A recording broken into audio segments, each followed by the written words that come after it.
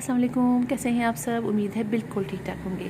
करी leaf plant एक ऐसा प्लांट है जो अमूमन हम में से बहुत सारे लोग अपने घरों में लगाते हैं, क्योंकि इसके लीव्स हम अपनी बहुत सारी डिशेस में यूज़ करते हैं। इसके अलावा मेडिसिनली भी ये प्लांट बहुत अच्छा होता है। अक्सर हमारे बाल बहुत ज़्यादा झड़ रहे होते हैं तो इसका ऑयल बनाया जाता है। इसके अलावा और भी बहुत सारे घरेलू टोटकों में इसका इस्तेमाल किया जाता है। और कड़ी पत्ते का प्लांट बहुत ईज़िली हम अपने पॉट्स में लगा लेते हैं। वैसे तो इसको ज़मीन में लगाते हैं तो ये बहुत ही अच्छा ग्रो करता है, और कोशिश यही करनी चाहिए कि इसको ज़मीन में लगाएं। लेकिन मेरी तरह बहुत सारे लोग हैं जिनके घर में ऐसी जगह नहीं है जहाँ पर इसको आप ज़मीन में लगा सकें, तो फिर पॉट में लगाते हैं। तो पॉट लगाने के लिए हम इसको ज़रा सा एक बड़ा गमला लेते हैं, इसलिए कि काफ़ी इसकी ग्रोथ होती है। तो कम से कम 12 इंच का पॉट आप लीजिए अपने प्लांट को लगाने के लिए। अच्छा, इसको 2 तरीक़ों से लगाया जाता है। एक तो सीड के ज़रिए लगाया जाता है, एक कटिंग के ज़रिए लगाया जाता है। और ये जो प्लांट आप देख रहे हैं ये आज से 3 साल पुराना मेरा प्लांट है जो मैंने कटिंग से ग्रो किया था, और अब देखिए माशाल्लाह ये बहुत बड़ा हो गया था। अच्छा, ये हो बहुत बड़ा गया था, लेकिन अमूमन होता ये है कि ख़ास किस्म के समझिए पेस्ट वगैरह होते हैं, पेस्ट वगैरह इस पर अटैक कर देते हैं। इसकी वजह से मेरे प्लांट के यहाँ पर पहले लीव्स में सारे ब्लैक स्पॉट आ गए।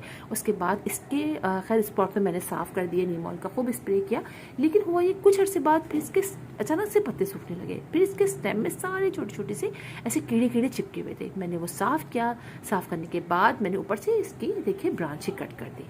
ये देखिए मैंने इसकी ब्रांच यहाँ से कट कर दी और फिर मज़ीद यहाँ से नई ब्रांचेस निकली, तो ये बहुत बुशी हो गया। तो ये भी हम कर सकते हैं कि हमारे प्लांट पर अटैक होता है। अगर आप पत्ते पलट के देखेंगे तो आपको दिखाई देंगे छोटे छोटे काले काले से कीड़े चिपके होते हैं, फिर वो निकल नहीं पाते। तो ये प्लांट इस तरह से थोड़ा सा डैमेज भी हो जाता है। लिहाजा इसके लिए बहुत ज़रूरी है कि आप अपने प्लांट पर हर 15 डेज से नीम ऑयल का या घर में बने हुए किसी भी अच्छे पेस्टिसाइड का स्प्रे ज़रूर कीजिए। अच्छा, ये प्लांट पार्शियल शेड में बहुत अच्छा ग्रो करता है। आप देखिए मेरी प्लांट्स की ग्रोथ कितनी अच्छी हो रही है। ये पार्शियल शेड में रखें, क्योंकि इसको पानी की थोड़ी ज़्यादा ज़रूरत होती है। अगर हम फुल डे की धूप में रखते हैं तो इसके लीव साइड से ख़राब होना शुरू होते हैं। ज़मीन में तो खैर हमारे पास कोई ऑप्शन नहीं होता, और ज़मीन में तो हमारे प्लांट बहुत ही अच्छे ग्रो करते रहते हैं। लेकिन पॉट में चूँकि हम छोटे छोटे पॉट में लगाते हैं और हमें इसका लीव्स यूज़ करने होते हैं, और अगर लीव्स ही सूखने लग जाए तो फिर मज़ा नहीं आता है। लिहाजा आप इसको पार्शियल शेड में रखिए। अच्छी रिच सॉइल बनाइए। जितनी अच्छी रिच सॉइल बनाएंगे आपके प्लांट के लीव जो है उतने अच्छे ग्रीन होते जाएंगे। आप देखिए मेरे प्लांट छोटे छोटे से हैं, लेकिन इनके लीव देखिए कितने अच्छे हो रहे हैं और कितने ग्रीन हो रहे हैं।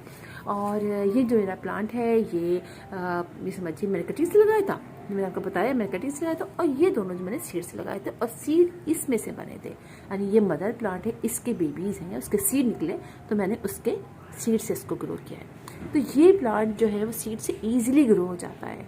इसके सीड छोटे छोटे से गोल गोल से होते हैं, और आप उसको लगाइए। जब वो पक जाते हैं तो फिर आप उसको लगाइए, तो ये बहुत अच्छा ग्रो करेगा। आप ही देखिए, तो आप चेक भी करते रहिए अपने प्लांट को नीचे से कि कहीं कोई इंसेक्ट का अटैक तो नहीं हो गया है। अच्छा, इस प्लांट को आप जब भी फर्टिलाइज़र दीजिए तो आप इसको ऑर्गेनिक फर्टिलाइज़र दीजिए, क्योंकि हम इसके लीव्स ही यूज़ करते हैं। इसमें में आप गोबर की खाद का भी फर्टिलाइज़र दे सकते हैं, कॉम्पोस्ट का दे सकते हैं, वर्मी कॉम्पोस्ट का दे सकते हैं, तो इस तरीके से, और सरसों की खली का दे सकते हैं। तो ये फर्टिलाइज़र आपके प्लांट के लिए बेस्ट रहेगा। अच्छा, आप पिंचिंग भी करते रहिए। तो चलिए मैं आप लोग के साथ ही पिंचिंग कर देती हूँ। ये देखिए यहाँ से जो निकल रहे हैं ना, इसको आप यहाँ से थोड़ा सा ऊपर से, इसकी जो ऊपर से कोपले होती है वो आप तोड़ दीजिए। बस आपका प्लांट जो है यहाँ से इसके 2 ब्रांचेस निकल आएंगी। जितना आप इसको तोड़ते रहेंगे उतनी ही इसकी ब्रांचेस निकलती रहेंगी, तो ये बहुत अच्छा और बुशी हो जाएगा।